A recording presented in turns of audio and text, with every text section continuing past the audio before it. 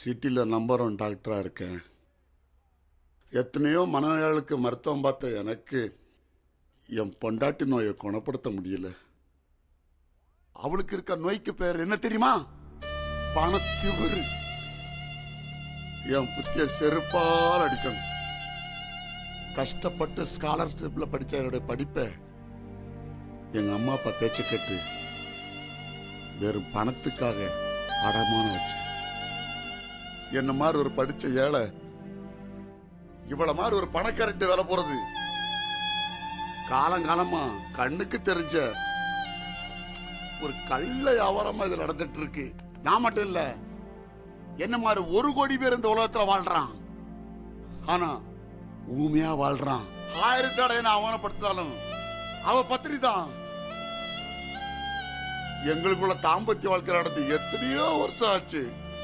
தப்பு தவறி கிட்ட நெருங்கினா அவ முதலாளி நான் தொழிலாளிங்கிற உணர்வு தான் அதிகமா இருந்தது. 4 சவுத்துக்குள்ள என்ன வாடா போடான்னு பலமுறை சொல்லியிருக்கா. அத கூட நான் தாங்கியிருக்கேன். ஆனா ஆஸ்பத்திரிக்கு வந்து பேசுறதுக்கு முன்னாடி என்னை அவமானப்படுத்தினதான் என்னால தாங்க முடியல.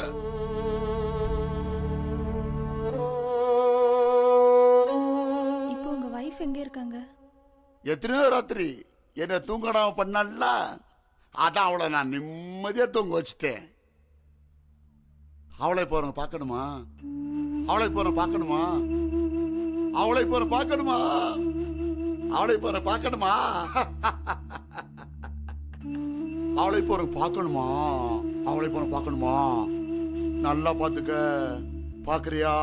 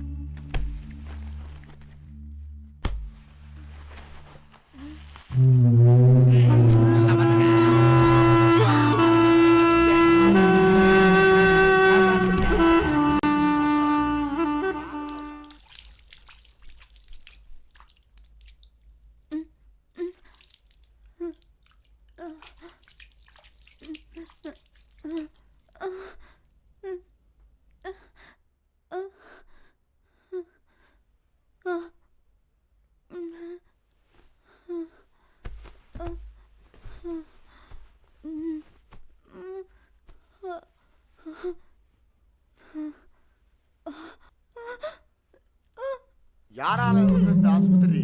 அவ்வளவு ஏன் பணம்?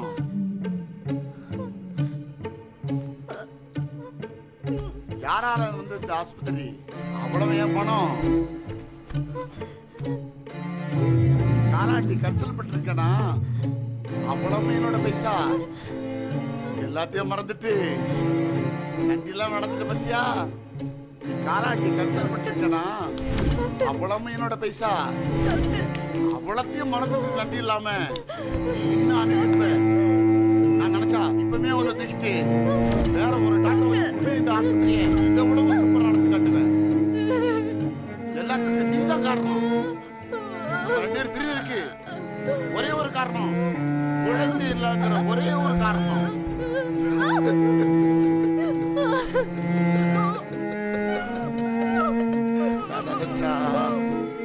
இப்பவே ஒரு தூக்கிட்டு வேற ஒரு டாக்டரை வச்சு ஆஸ்பத்திரி நடத்த முடியும்.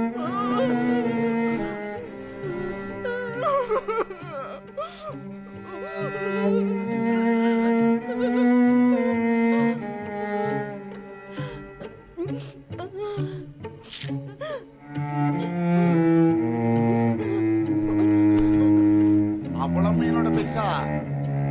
நீ காலாட்டி கன்சல்ட் பண்ணிருக்கனா? அவ்வளவு என்னோட பைசா.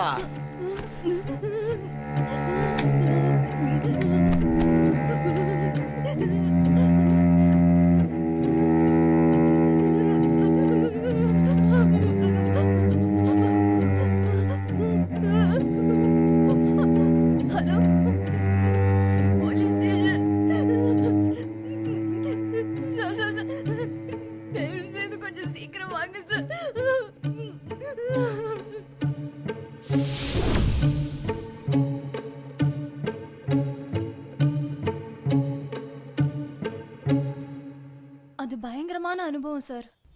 டாக்டர் துரை தானே? நான் கூட அந்த விஷயத்தை பேப்பரில் படிச்சிருக்கிறேம்மா. ஒரு சைக்காட்ரிஸ்ட் டாக்டரே சைக்கோ ஆயிட்டார்ல. அவங்களுக்குள்ள முறையான தாம்பத்தியம் இருந்திருந்தா இந்த மாதிரி ரீகோ ப்ராப்ளம் வந்திருக்காது சார். உண்மைதாம்மா. கணவன் மனைவியை கொள்றதும் மனைவி கணவனை கொள்றதும் குடும்பங்கள் இப்போ சர்வசாதாரணமாக நடந்துட்டு இருக்குமா. இதுக்கெல்லாம் காரணம் அழுத்தப்பட்ட பாலியலும் அவிழ்த்துப்படப்பட்ட பாலியலும் தான். நான் அடிச்சிட்டேன். சே, இந்த லாக்கப்பில் முனிப்பாய்ச்சல் ஜாஸ்தியாக இருக்குது. சரி, வாயெல்லாம் நம்மன்னு இருக்கு. நான் போய் ஒரு தம்மா போட்டு வந்துடுறேன், நீங்கள் விளையாடுங்க. யாராவது ஜெயிச்சா நீ கிளம்புருவே. கிளம்பு கிளம்பு. உங்களுக்கு எதாவது வேணுமா? ஒன்று வேணாம். உனக்கு?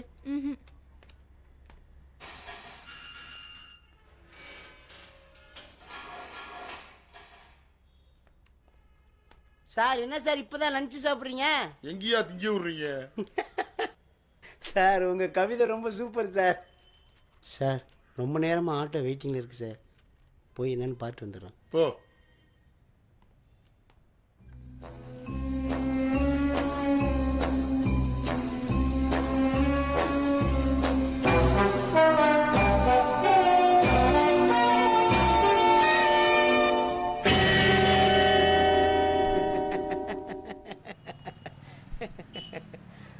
ஒரு பிரயோஜனம் இல்லை சார்.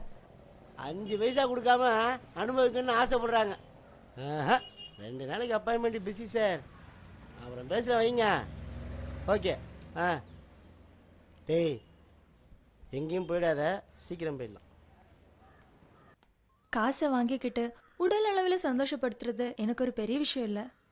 உள்ளம் அளவுக்கு சந்தோஷப்படணும். அதான் எல்லாம் மகிமாவை தேடி வராங்க. உண்மைதான் சார். உலகத்திலே அன்பு தான் சார் பெருசு. அன்பு சகலத்தையும் தாங்கும், சகலத்தையும் நம்பும். பணத்துக்காக படுக்கிறதா இருந்தாலும் எல்லாரும் எல்லார்கிட்டையும் போயிட மாட்டாங்க. சில சமயம் உடல் ஊனமுற்றவங்க கூட வருவாங்க. பாவம், அவங்களும் மனுஷங்க தானே. என்கிட்ட வந்த அந்த ஊனமுற்றவர் கூட அன்புக்காக அலைஞ்சவர் தான்.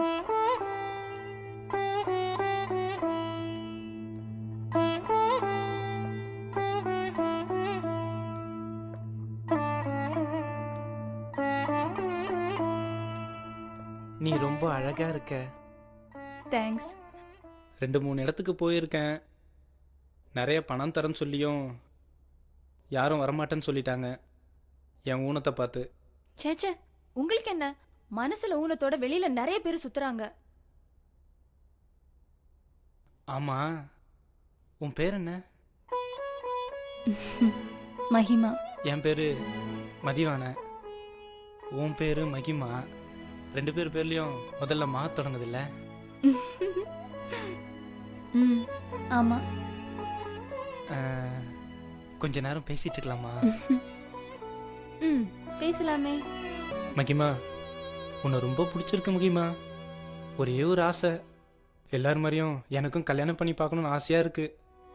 ஃபர்ஸ்ட் நைட்டு கொண்டாடி பார்க்கணுன்னு ஆசையாக இருக்கு. ஒரே ஒரு நாள் தான். ப்ளீஸ் மகிமா, ப்ளீஸ் மகிமா, ஒரே வாட்டி தான். உன்னை தொந்தரவே பண்ண மாட்டேன். ப்ளீஸ், ஒரே நாள் தானே.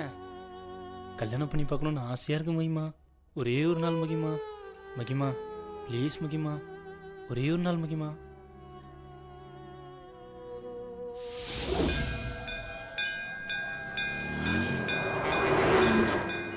அம்மா தாயே, இந்த கல்யாணத்தை பர்மனெண்ட் ஆக்கிட்டீங்கன்னா உன் திருப்பணிக்கு 10 மூட்டை சிமெண்ட் வாங்கி தரம்மா.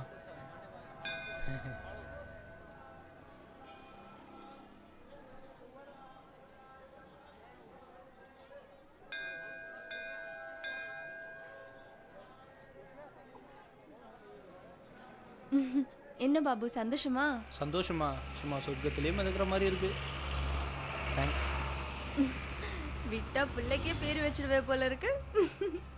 ஏறுங்க.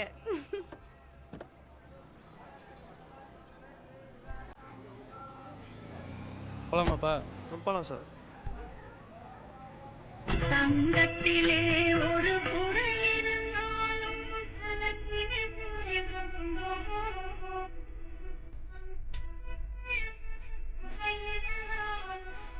அன்பு குறைவதோ?